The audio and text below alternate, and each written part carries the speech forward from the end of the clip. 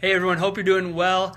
Dr. Josh Matson from Infinity Chiropractic Center here. I'm going to talk a little bit about developmental milestones, something that we look at a ton here in this office because we look at every kid from a developmental standpoint. So we're checking to see how their brain is developed, if they've gotten rid of primitive reflexes or reflexes that are supposed to go away, around 6 months or earlier, looking to see how their balance and coordination is doing and really how kids are developing overall. But one thing that we see amazing results with is kids with their developmental milestones. So like even just this morning, we had a little girl that was in that she was a preemie, hasn't been, and I'm going to post a video of her pretty soon, but hasn't been getting out of her release from her developmental doctors and physical therapists because she wasn't jumping over a string. She wasn't jumping over that, or she wasn't running either. And we started seeing her for a couple weeks. She's now jumping over stuff, running like crazy,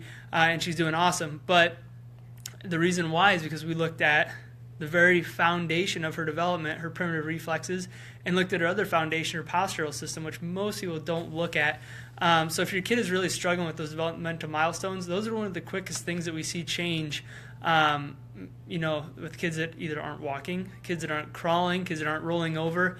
That's one of the biggest things. And a lot of kids that develop like torticollis or things like that affect their development. But, we'll see kids that aren't rolling over at all. I'll work with them like one session, parent comes back next time, oh, they're rolling over, or things like that. So those developmental milestones, they're actually a really big deal.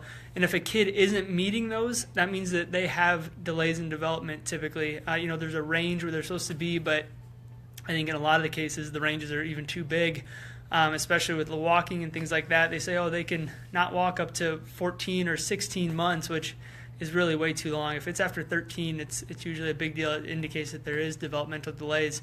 In crawling, if it's even later than that, or if it's later than 8-9 months, or if they skip crawling altogether, that's not a good thing.